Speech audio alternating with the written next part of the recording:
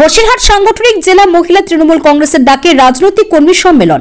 বসিরহাট সাংগঠনিক জেলা মহিলা তৃণমূল কংগ্রেসের ডাকে রাজনৈতিক কর্মী সম্মেলন।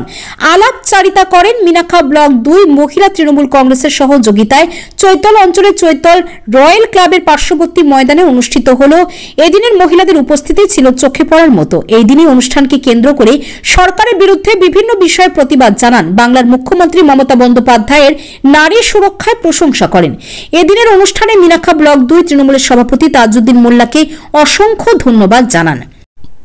উপস্থিত ছিলেন প্রধান বক্তা রাজ্য মহিলা সভানেত্রী মাননীয় স্মিতা বক্সি, বসিরহাট সাংগঠনিক জেলার মহিলা সভানেত্রী অর্চনা মৃধা, মিনাখা বিধানসভার বিধায়িকা উষারানী মণ্ডল, বসিরহাট সাংগঠনিক জেলার ভাইস প্রেসিডেন্ট শুভ্র ঘোষ বসু, সন্দেশখালী ব্লক 1 সভানেত্রী সবিতা রায়, মিনাখা ব্লক 2 সভানেত্রী ইন্দ্রাণী ঢালি সহ সকল ব্লক অঞ্চল সভানেত্রীরা। তাদের উপস্থিতি ছিল চোখে পড়ার মতো। মিনাখা থেকে রুহুল আমিন মোল্লার report, live news 66। Mamata Bandyopadhyay সবসময় মেয়েদের জন্য ভেবেছেন, মায়েদের জন্য ভেবেছেন।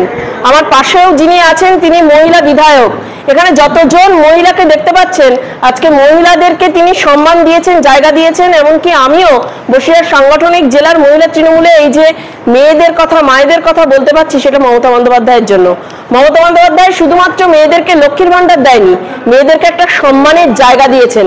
আজকে প্রত্যেকটা মেয়ে এই বাংলার বুকে মাথা উঁচু করে কথা বলতে পারে, সেই জন্যই মেয়েদের এত ঢল। 2026-এ আমাদের আবার বিধানসভা নির্বাচন আছে।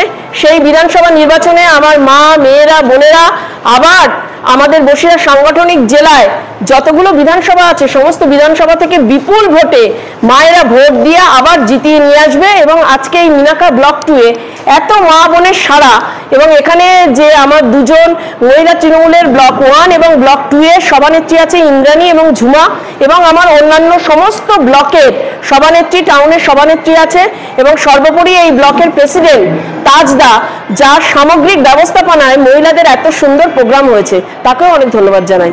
আমার সত্যি এই জায়গাটায় বলার কোনো ভাষা থাকে না, কারণ সাহেব আমার একজন ফ্রেন্ড, ফিলোসফার, গাইডার ছিল, রাজনৈতিক অভিভাবক। হাজি সাহেবের প্রয়াত হওয়াটা আমাদের বসিরহাট সাংগঠনিক জেলার একটা অপূরণীয় ক্ষতি। সেই ক্ষতিটা কিভাবে আমরা পূরণ করব এবং আগামীতে কিভাবে চলবে সেটা নিয়ে দল এই বিষয়ে সিদ্ধান্ত নেবে, এই বিষয়ে আমাদের কোনো মতামত নেই। সবাই, তার কারণ মায়েরা, মেয়েরা, বোনেরা খুব সুন্দর জনসংযোগ করতে পারে। তারা কিন্তু এলাকা মহল্লার খবর রাখে, কেননা তারা বাড়িতে থাকে, পাড়ায় পাড়ায় সমস্ত বাড়িতে তারা যায়। তারা মমতা বন্দ্যোপাধ্যায়ের প্রকল্পের কথা, মমতা বন্দ্যোপাধ্যায়ের সমস্ত আমাদের যে উন্নয়নমূলক কর্মসূচি আছে, বিশেষ করে মেয়েদের, তারা বাড়ি বাড়ি গিয়ে প্রচার করবে। রাজ্যের মাননীয় অর্থমন্ত্রী এবং আমাদের রাজ্যের মহিলা তৃণমূল কংগ্রেসের সভানেত্রী চন্দ্রিমা ভট্টাচার্য আমাদেরকে যেভাবে মহিলাদেরকে নির্দেশ দেবে, সেই নির্দেশ অনুযায়ী আমরা ব্লকে, টাউনে, সব জায়গায় সেরকম ভাবেই প্রোগ্রাম করব। এবং আগামী দিনে মহিলা যারা আমার নেতৃত্ব আছে অঞ্চলে এবং ব্লকে এবং টাউনে, তারা সবাই মিলে একসঙ্গে ঝাঁপিয়ে পড়ে আমরা এই মহিলাদের প্রোগ্রাম করব।